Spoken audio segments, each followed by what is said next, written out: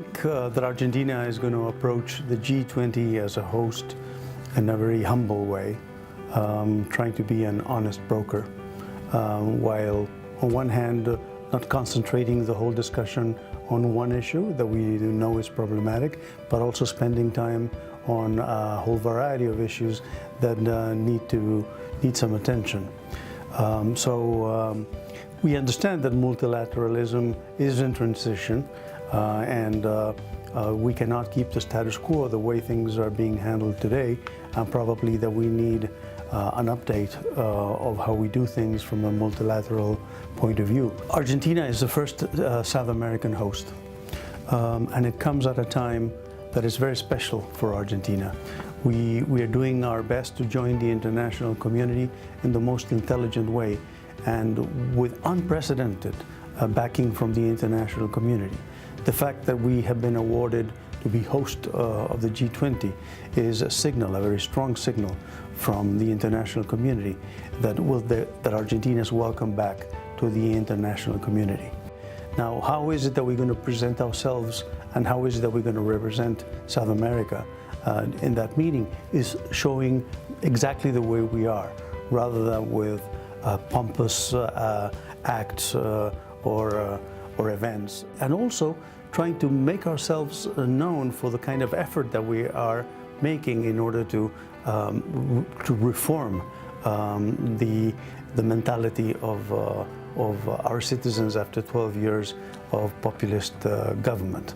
So we are showing ourselves in the way we are, and at the same time I think that we are representing the rest of South America and what South America is.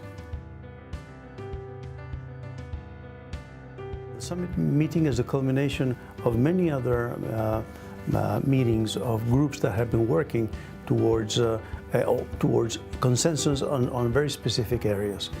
This is the end. We're on our final leg, and therefore we arrive at this stage fully enthusiastic given the performance of the work groups. We at least expect that the consensus that was agreed during those meetings is going to be at least the bare minimums of the consensus reached at the summit. We have no doubt that this G20 will strengthen everybody's commitment to discussing things between nations like the G20.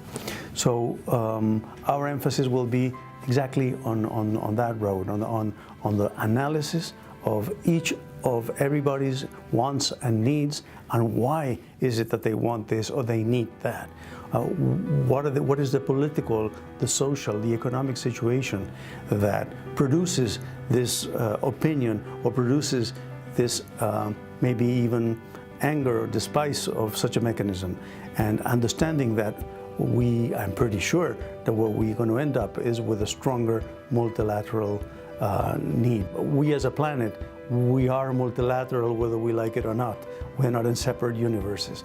So the only way of moving forward is in the permanent effort to try to reach consensus and understanding the other's opinion, the other's position.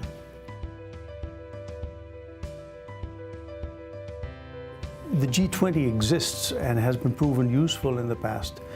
Actually, upon the conclusions reached in the previous G20s, many public policies have been issued in each country. The G20 does that. So it's not a question of holding to the commitments, it's a question of satisfying the demand that worldwide exists for this type of dialogue.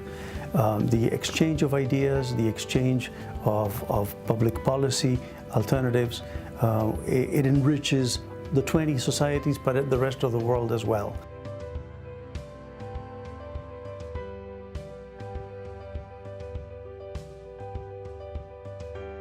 The future work is one of the pillars of the G20, and it was chosen specifically not as our problem or our region's problem, but it is everybody's problem.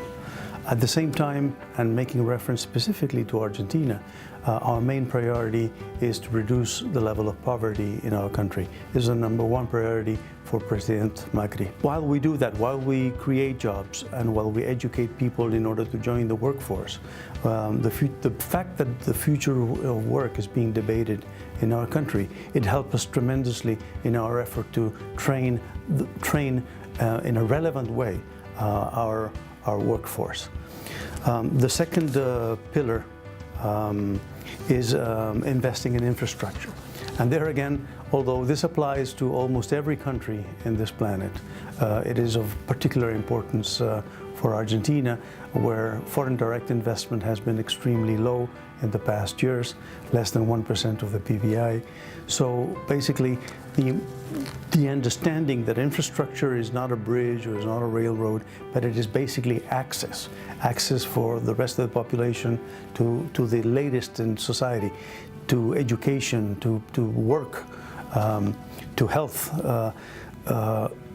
Looking at infrastructure from that point of view, it is essential that we have that as a debate in our country. And finally, nothing more relevant for us that a sustainable food future. Our country can feed 800 million people, and we're only 40 million people. So we have been trying to direct our industries towards the exportation of food, and some food that it is safe and sustainable for the whole planet. So for us, the 3 pillars that have been agreed upon the 20 nations are extremely relevant and are particularly important that they're being discussed in Argentina today.